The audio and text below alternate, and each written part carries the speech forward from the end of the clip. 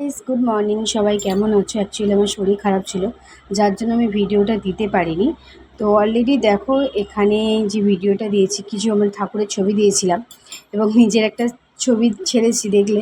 তো এখানে হচ্ছে আমাদের রান্না পুজোর তোড়জোড়ি চলছে, বাট আমি অফিসে ছিলাম, আমার অফিস ছুটি ছিল না, তাই আমি সবটা দেখাতে পারলাম না। নাহলে আজকে পুরো ভিডিওটা আমি সেদিনকে তোমাদের দেখাতাম ব্লগ করে, তবে দেখাতে পারিনি। তো কিছু ভিডিও তোমাদের দেখালাম। তোমরা সবাই দেখলে আমার ছেলে এবং আমার ননদের ছেলে, মানে ওটাও ছেলে, বড় ছেলে। তো সবাই মিলে যন্ত্র পরিষ্কার করছে। আমার হাজব্যান্ডের যেহেতু বাইকের দোকান, তো বাইকের দোকানটা হচ্ছে মহামারাম এলাকায়, মুসলিম এলাকায়, তো সেই জন্য ওখানে পুজো করতে পারে না।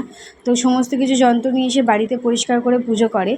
আর ওখানে তোমাদের মাছ, তো সব কিছু ভাজা হয়ে গেছে। মাছ অলরেডি আমি যেটুকানি ছিল সামনে সেইটুকানি দেখালাম। আর অলরেডি দেখো এখানে হচ্ছে রান্নার চলছে। এই যে আমার ছেলে যন্ত্র, ও তেল, কেরাসিন তেল দিয়ে পরিষ্কার করে দিচ্ছে, এখানে বসে বসে মুছছে, বাবার কাজ করছে। আর যদি বলি তুই বাবার বড় হয়ে কি বাবার মতো দোকান করবি, বলবে না না আমি তো অফিসে যাব, এরকম বলে। তো দেখো এখানে হচ্ছে আমার শাশুড়ি মার ডাল রান্না করছে। এটা আমাদের চালটা দিয়ে ডাল করতে হয়, তো সেই ডালটা রান্না করছে। আর আমাকে মানে আমি গিয়ে ভিডিও করছিলাম। তো আমার শাশুড়ি বলছে, এখানে কী করছো, ভিডিও করছো? না হ্যাঁ। তো এই যে এখানে ভিডিও হচ্ছে, চালটার ডাল হবে, দেখো তোমরা। তো আমি সমস্ত ভিডিওটা দিতে পারিনি অ্যাকচুয়ালি। আমার সেদিন রান্না পুজোর দিনে দিতে পারিনি, কারণ আমার শরীরটা খুব খারাপ ছিল। তো মানে একদমই খারাপ ছিল, তো সেই জন্য একদম ভিডিওটা দিতে পারিনি। তো ওই জন্য আজকে আমি ভিডিওটা তোমাদেরকে দিচ্ছি। জানি হয়তো বলবে যে এতদিন পর ভিডিও, বাট কী করবো, আমার শরীর খারাপ ছিল, সেই জন্য আমি দিতে পারিনি। তো চেষ্টা তো করি যে তোমাদের সাথে থাকা। তো আবারও বলছি, তো রান্না পুজো কার কার বাড়িতে আছে মানে ছিল, হয়ে গেছে, তো আমাকে কমেন্ট করে জানিও। তো সমস্ত রান্নাটা আমি তুলে ধরতে পারিনি, যতটুকু পেরেছি ততটুকু দেখালাম। এইদিকে হচ্ছে দেখো, যেগুলো চুবড়ি চাপা দেওয়া আছে ওগুলো অলরেডি ঠাকুরের কালকের, মানে আজ রান্না পুজোর যেটা দিন রাত্রিবেলা, পরের দিনে, যেটা হচ্ছে পান্তা বলে, বিশ্বকর্মা পুজোর দিনের জন্য তোলা ছিল। আর এখানে যেটুখানি সামনে বের করানো ছিল ওগুলো হচ্ছে খেতে বসার জন্য, মানে রাত্রিবেলা খাওয়ার জন্য। রান্না পুজোর দিন রাত্রিবেলা দেখো এখানে খেতে বসে গেছি আমরা সবাই। আর তোমরা দেখতে পাচ্ছ আমার শ্বশুরমশাই মাস্ক পরেই খাচ্ছে, কারণ ঠাকুরের রান্না করলে বলে যে মানে কথা বলতে নেই। তো উনি মাস্কটা পরে রান্না করছিল, সেই জন্য খেতে বসেছে ও মাস্ক পরে। আর এখানে আমার স্কুটিটা অ্যাকচুয়ালি পুজো করা হবে বিশ্বকর্মা পুজোর দিন সকালবেলার, এটা ভিডিও তোমাদের দেখাচ্ছি। এটা আমাদের প্রথমে, যে কোনো পুজো হলেই সবারই হয়তো হয়, তো আমিও বললাম এটা আমাদের প্রথমে মনসা পুজো করতে হয়।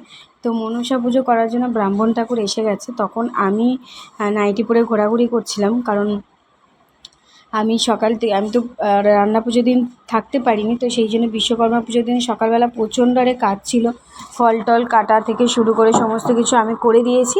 দিয়ে এবার আমি বলেছি যে আমি এবার শাড়ি পরতে যাচ্ছি, তোমরা ঠাকুরমশাইয়ের কাছে সব ধরে দাও, বলে নামেই গেছি। বাট শাড়ি পরার হয়নি, কারণ শাড়ি পরার সময়টুকুই পাইনি। তো এইটা দাও, ওটা দাও, সেটা দাও করছিল, তো সেই জন্য আমি বললাম থাক, আর শাড়ি পরবো না। অ্যাকচুয়ালি একটা জায়গায় যাওয়ার কথা ছিল, একটা জায়গায় বলতে আমার মামার বাড়ি। তো মামার বাড়ি যাওয়ার কথা ছিল, তো তোমাদের ওটাও দেখাবো যে আমি বেরিয়েছিলাম মামার বাড়িতে যাওয়ার জন্য।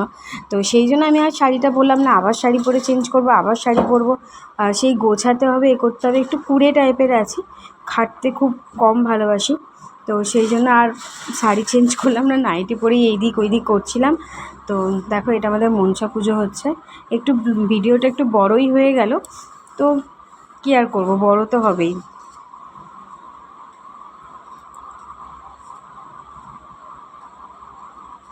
এই যিনি শাক বাজাচ্ছেন ওটা হচ্ছে আমার শাশুড়ি মা। আর সামনে ওই নাইটি পরে আছে, ওটা হচ্ছে আমার ছোটো ননদ। আর ওই দিকে একদম রয়েছে সাদা একটা শাড়ি পরে, দেখতে পাচ্ছ হয়তো, ওটা আমার ঠাম্মা, মানে আমার দিদি শাশুড়ি যেটা বলে, আমার মা হাজব্যান্ডের দিদা, মানে আমার দিদি শাশুড়ি। এই যে নাইটি পরে মাথা ও মাথা করছি, মাথায় গামছা বেঁধে, কিছু করার নেই।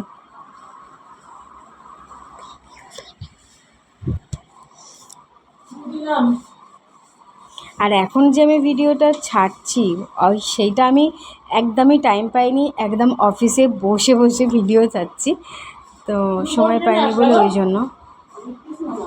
আমি তো কালকে এইটা কিনেছি, ওই জন্যই বাহ, টন হয়ে গেছে, খুব সুন্দর হয়েছে। আর চলতে পারছিলাম না, জানিস না তো।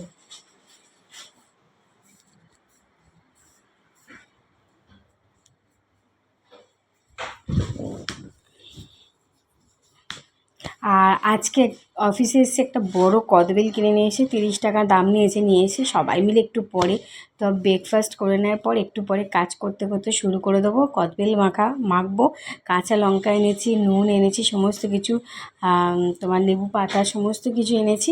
সব কিছুতে একদম ভালো করে মাখে আজকে জমিয়ে আড্ডা মারা হবে, কাজ করে নেওয়ার মাঝখানে হবে আর কি।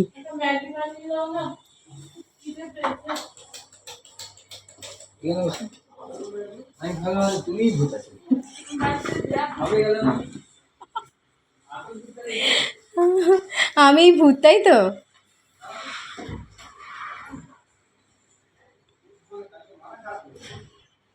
হ্যাঁ, তোমাদের তো ম্যাম তারপরে কি বলছিল সমিতদা?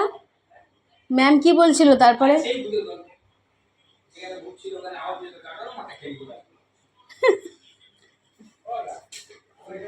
আর মনসাতলাটা খুব সুন্দর করে আলপনা দিয়েছিলাম, পুরো যেখানে বামুন ঠাকুরমশাই বসে আছে ওখান থেকে পুরো একদম পুরো গোল করে, আমাদের মনসাতলাটা একটু বড় তো পুরোটাই আলপনা দিয়েছিলাম, কিন্তু আলপনাটা একটা বৃথা হয়েছে। বৃষ্টি হয়েছিল আমাদের এখানে, সব ধুয়ে চলে গেছিলো।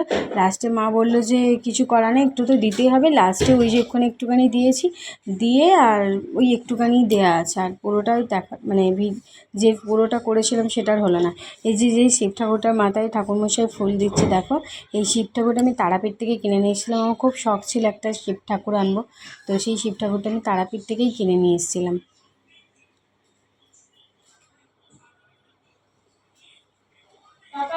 মনসা পুজোর পুরো ভিডিওটাই তোমাদের দেখালাম, কাটা আর হলো না, আমি ভাবলাম কেটে দেবো। কাকু তো নেই, কাকুর দোকানে আছে। কোথায় কাকু? আমি তো আসার সময় দেখলাম নিচে। আর এটা হচ্ছে দেখো মনসা পুজো হচ্ছে, এই মনসা পুজো বলছে, এটা হচ্ছে উনুন পুজো হচ্ছে, যে উনুনটা রান্না পুজোর দিন রাত্রিবেলা রান্না হয়েছিল সেইটাতে হচ্ছে এখানে পুজো হচ্ছে। মনসা ঠাকুরের গাছ দেওয়া আছে এবং আলপনা দিয়ে সমস্ত কিছুতে পুজো হচ্ছে।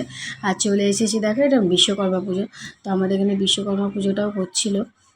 তো সেইটা, আর সামনে যে সন্দেশ আর দুধ দিয়ে একটা ছোট্ট প্লেট মতো রাখা আছে দেখো ফলের আগে, তো ওটা হচ্ছে আমার গপু সোনার, ওর পিসি মানে ছোট পিসি মানে আমার ছোট ননদ, ও আসলে এনেছে তোমার এটা গোপু সোনার জন্য এনেছে। জন্মাষ্টমীতে আসতে পারেনি বলে ও এখন নিয়ে এসেছে, ও রান্না পুজোয় আসে বলে, আর জন্মাষ্টমীতে আসতে পারে না, আমার বড় ননদ আসে। তো ওই জন্য আমাকে বললো যে তাহলে এটা তোমার গোপাল জাইয়ের জন্য তুলে রাখো, তাই বললাম আজকে বিশ্বকর্মা ঠাকুরকে দিয়ে দাও, তারপরে গোপালের জন্য তুলে রাখবো। আর এখানে অলরেডি চিড়েমুরকি মাখা শেষের পথে আমি তোমাদের দেখাচ্ছি, লাড্ডু চিড়েমুরকি দেওয়া হচ্ছিলো। আর এখন বেরিয়ে পড়েছি মামার বাড়ি যাওয়ার জন্য। আমার মামার বাড়ি অনেক দূরে, এটা হচ্ছে দক্ষিণ 24 পরগনায় আমার মামার বাড়ি। উত্তর 24 পরগনা থেকে আমি দক্ষিণ 24 পরগনায় চলে যাচ্ছি এখন।